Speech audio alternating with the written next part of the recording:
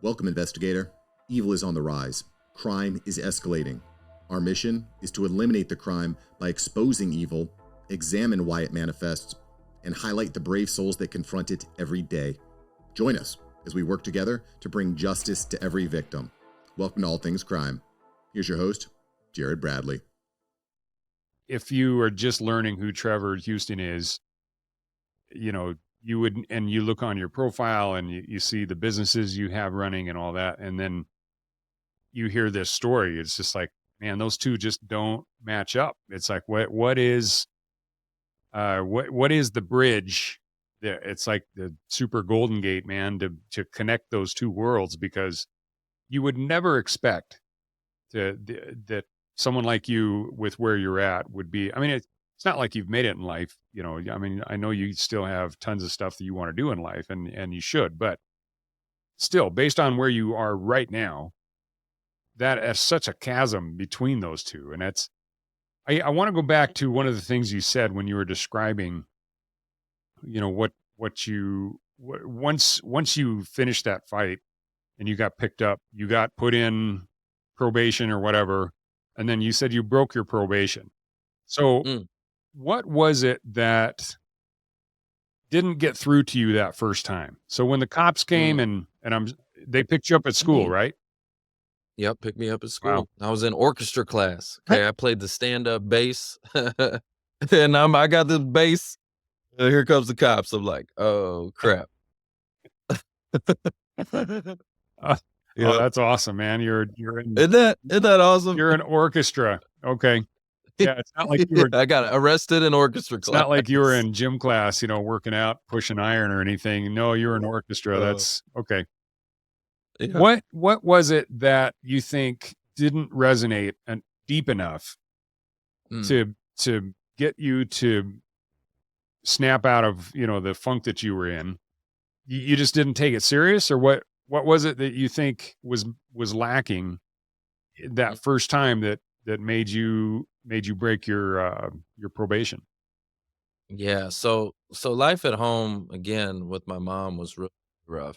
We didn't have a lot of money. Matter of fact, we didn't have a lot of anything. So my mom never really had a car that was working. I mean, so that was number one. She wasn't taking me to my probation officer, and that's actually why they came, because I wasn't seeing the probation officer for like 6 months or something like that. And but yeah, life at home was really like, there was a lot of times we didn't have running water or lights, electricity. I remember stealing water from the neighbor's hose and putting it in like a 5-gallon bucket, and taking it home and pouring in the toilet just so we could flush the toilet, things like that. We were kind of like almost like camping inside, if you will. Okay. Propane grill and propane heater in the winter and things like that.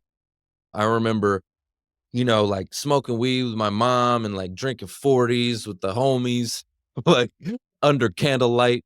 Okay. Like, and then we had this thing happen. We had a black mold at our house. We had a flood, and black mold kind of got in the house. And I remember them gutting the house. And like my mom, God bless her, I don't know what she did with the money. She got insurance money to put this house back together. But let me just tell you, it never got put back together. So, I mean, we were on concrete floors and holes in the walls, and I mean, studs everywhere. I mean, it was just like living in a crack house. I mean, it was really, really bad. And what's crazy is we're in this suburb. I'm in Allen, Texas, of all places. There's like a lot of money, suburb, like affluent people everywhere. And we're like, got the crack house on the block. Like, it was not good environment. Again, I slept in a bookshelf. Okay. I didn't have a bed because, again, all of our stuff got gutted out of the house, got thrown away because it's all contaminated, right? Black mold. And this bookshelf, I like knocked it over, took all the shelves out of it. So it was just a big box. Okay. And I threw a bunch of like old clothes and towels and crap in there, just anything that was soft. And then threw a futon mattress on top of it. And then, I had to make it look good. So I put some Christmas lights around that joker. Okay. I had the best looking bookshelf in the house, you And you're know? gonna start a new Uh, bed trend there. yeah, man. It was awesome, but like I think back again, my environment was just it just was not conducive for anything positive, right? There was nothing positive coming out of that house. Okay. And so and again, my mom wasn't taking me to see my probation officer. So of course they came and picked me up. It was like 2 days before Christmas. They come pick me up. And I remember the night before, because we're like off for Christmas break, right? Mhm. From school. And like we were getting messed up, man. Just getting high and drunk and all this kind of stuff. I'm hungover. And you're 16 Okay. at this point. I'm like 16 years old. Oh. I mean, we were getting wrecked the night before. And matter of fact, this is the crazy part. We had at this time we had some like gothic kind of heavy metal type people that were living with us. They made this mace. Okay, it's a stick with like nails all hanging out of it. And this is the kind of craziness we were doing, man. Back then, it was like, who can take the most hits? Who can take the most pain? You take the most, and that means you're a man. If you can take the most, so stupid. I'm thinking about it now. And we would trade licks on our knee, just ah, and like this thing had nails in it, man. It's like sticking each other. Anyway, that was the night before, getting high and drunk and hitting each other with a stupid mace, like idiots. Right? I wake up that next morning and I hear again,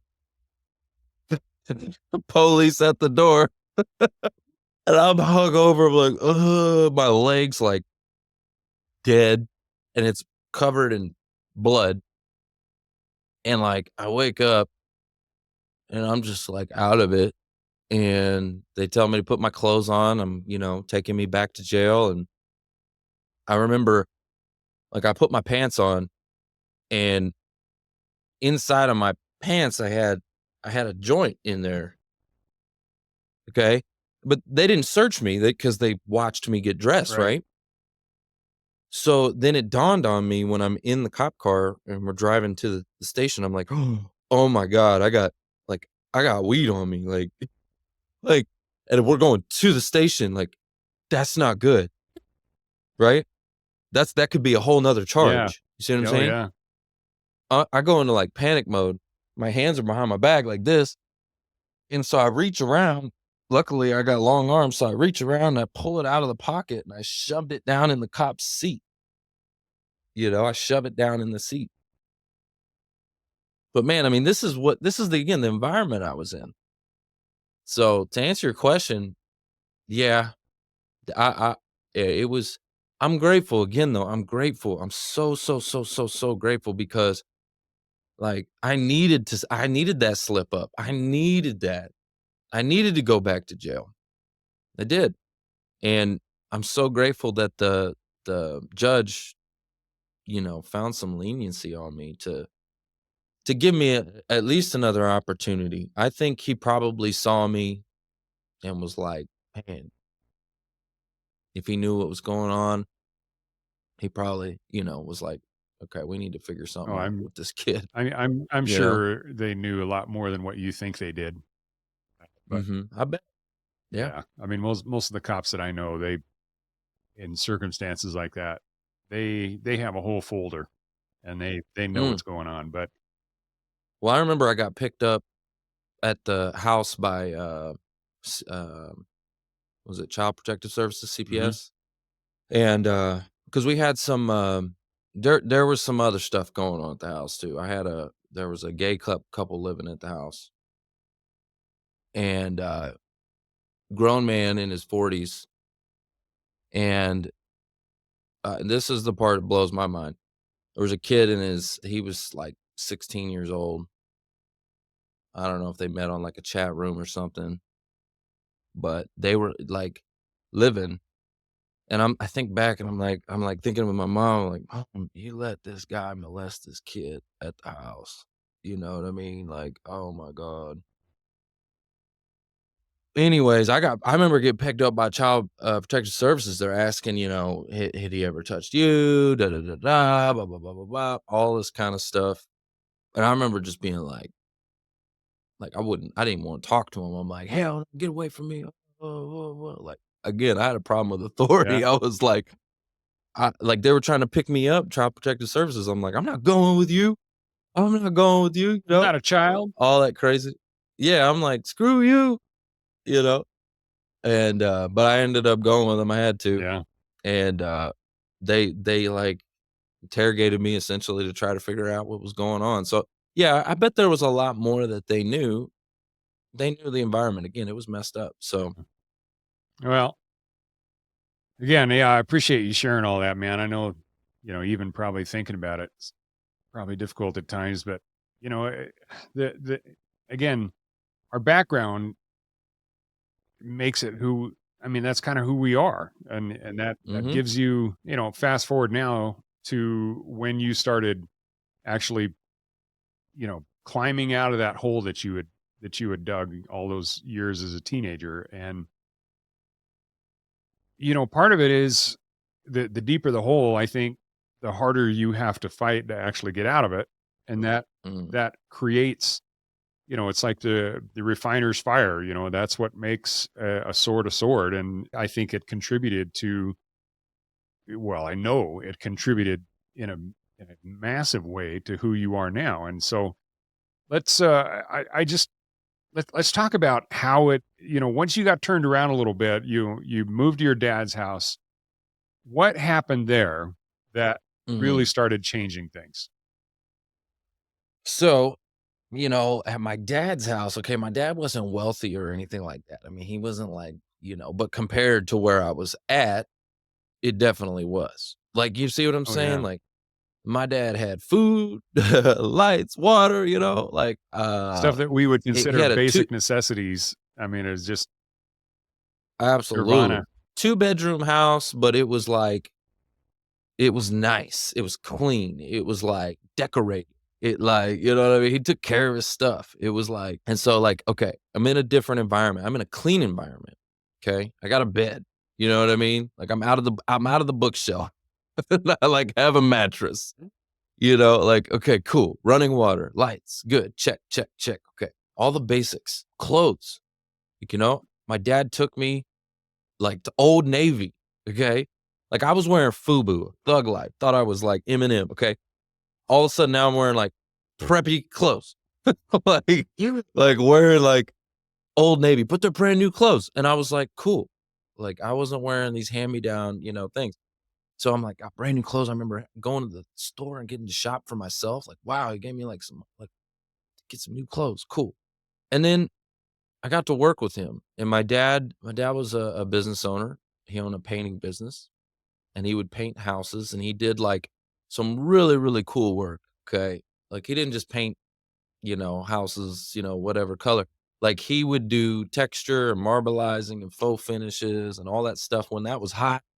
There was a time when like that stuff, faux finishes and all of that was hot. And so he would be working in these like millionaire houses, big, big mansions. And I remember it was the first time like getting up early, the rise and grind, you know what I mean? Yeah. Get to learn how to wake up and I'd watch my dad, he's drinking coffee, watching the news, you know. He'd get me up, put on my paint suit, get on the job site. And I remember just working hard and like taking something that was ugly and transforming. And like you put in that hard day's work and like that sense of pride at the end of the day, working with your hands and like creating something was like, wow. And like gave me an opportunity to save, you Hmm. know? And my dad would always do some really cool things. He would like give me little incentives. So like when I needed to buy a car, I'm 16 at this time and I need to buy a car. And so, well, first of all, it helped me the saving helped me get off of probation because I had all this restitution, all these fees and all this stuff I had to pay, right? I mean, I was in a hole and like a financial hole at 16 and I had to pay all that off. Okay. Finally get off probation. So I'm off paper now. I'm like, yes, cool. And I remember my dad would do some incentives, like again, to buy a car. It was, I'll match you dollar for dollar. Okay. Cause he wanted to incentivize me to save and not just blow money. Yeah. Right. So he gave me the opportunity to earn, number one, and then incentivize me to save, number two. Kind of like getting a match on your 401k. Like, heck yeah, I'm gonna match that. I'm gonna max that out. You know what I mean? Like I'm gonna max it out. Right. He would give me that incentive. And so I bought a car. And he knew I was good at saving. So then he when I turned 18, he co-signed for me on a car. And that was huge because that helped me build my credit, Hmm. right? So I mean, he helped me more than I can tell you. I mean, my dad really, I owe my life, and I always tell people it was my heavenly father sending me to see my earthly father, you know. And so I really owe so much to him, but I still had some looseness. Look, it wasn't like an overnight shift for me. I remember debates with my father, literally sitting down at the kitchen table having debates about smoking weed. I'm like, man, weed's not bad. Alcohol's so bad compared to weed. Man, come on, man. Like having debates with my dad about it. And Oh, geez. like, no, this is not happening. You know what I mean? Yeah. Well, that brings up what was that first night? So you just are moving over to your dad's house from your mom's house. You're going from that, crack house environment, living in a bookshelf. That's the greatest story in the Hmm. world I've ever heard, man. By the way, the bookshelf bed, it's classic. But you're moving from that environment over to your dad's house. Sounds like a pretty small house, but it's clean, like you said, running water. Hmm. That Yep. first night, I'm sure there was some kind of a come to Jesus meeting that you guys had of saying, okay, I'm bringing you in, son, but this is what's going to happen. And this is what is not going to happen. What was that like? Honestly, I wish I could remember. I really wish I could remember that night. That would have been a good memory to have, honestly. I can't remember. Mhm. I can't remember if we sat down and, like, went over the do's and the don'ts and, like, Well, maybe it you was too know much. Maybe it was just too much for that night, but I'm sure, Mhm. maybe that particular night he probably just brought you in and said, "Hey son, let's just go to bed and, figure this out in the morning." But Yeah, I do remember there were some things like, I remember I had a little like, a curfew as far as, like, and I remember I couldn't go to my mom's for a while. There was a long time I Mhm. couldn't go back, couldn't even go visit. I couldn't see the friends that I had, That was based on the couldn't hang court or out your with them. dad? I think that was based Yeah, that's a good question. I think that was based on my dad if I'm remembering correctly. I can't remember if that was a court thing or not, but I just remember couldn't do that, had to and we tried. Oh, man, let me tell you something. Because me and my friends, we were like I mean, these are like my brothers. I mean, I still have some connection with a couple of them Mhm. that have changed their lives actually, which is, another miracle that a couple of them ended up changing their life. Not all of them did, but Yeah. And, but yeah, I remember it was like this resistance because gosh, man, those were like my brothers. And like, if you remember when you were a teenager, your friends at that time were like, you're just so close, man. Like, just so close. And, it was like, we tried to figure out how to see each Yeah. other. And, but yeah, I remember that was a thing. I had to get into church. And, but that was like almost like a forced church situation. Again, it was like I had to go, Mhm. which was good. I'm not, it was good actually, but it wasn't until later on in life that I kind of accepted Jesus like on my own. Yeah.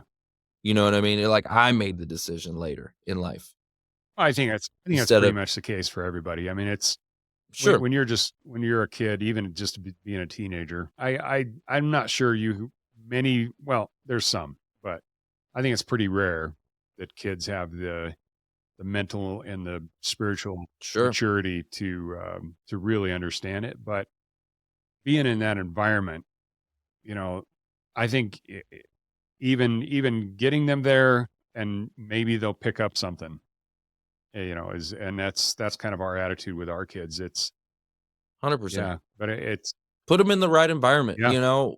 Like, again, put them in the right environment. Like, your environment means so much. The people you hang around with, you know? That's why I like the show, the Who You Know show. It's not like, listen, the people you spend your time with, yeah, you know, it's they say you're the average of the top 5 people you associate with or something like that, but yeah, and it's so true. It's so true. So, you know, yeah, so I got that second chance with my dad. My dad's working on me, okay? He's working on me, trying to turn this thing around, and, I still, you know, there was, again, still some looseness, and, I remember, working at I got a job in sales at Harley Davidson, and, that was really cool, and, oh, actually, hold on, let me rewind real quick. So, I got in sales, and I was working at Sears before that, working at Sears, and I was saving money, okay? And, like, I was in a scarcity mindset still, okay? Because again, I came from poverty, like, we didn't have money, so, yeah, like, I'm stacking it up, okay? And, I think by the time I was, like, 20 years old, I had, like, 20 grand saved up. And, I remember my stepmom looked over me because she knew I'd been saving and stuff. She looked over at me and she's like, "Trevor, how much money you got?" And I was like, "I don't know, like 20 grand or something." And I thought I was broke. At 20 years old with 20 grand, I'm like, "That's broke." And she looked at me and she's like, "You got like 20 grand?" Oh, no. Like, basically, "Hey, it's time. yeah, It's time to launch," right? Like, I was 20 years old. It's like, it's time. And, so my dad came and he's like, "Hey, you know, we're gonna start charging you rent, okay? But what we're gonna do is, you know, we're gonna charge you rent, but we're gonna take that and we're gonna put it into an account. And when you leave, you can use that money for, you know, furniture or whatever you need, right? So, but we're gonna start charging you rent." Oh, crap. So that, you know, forced me to go out there and like start looking at apartments. So, I mean, I did not pay him 1 month rent because I was out. I was like, if I'm gonna pay you, I might as well yeah. Might as get well an have a apartment. little more freedom there. Thanks for joining us. Your attention today brings us one step closer to exposing and eliminating the evil that brings crime to our communities. Hit subscribe and share this episode. Together, we will bring justice to every victim.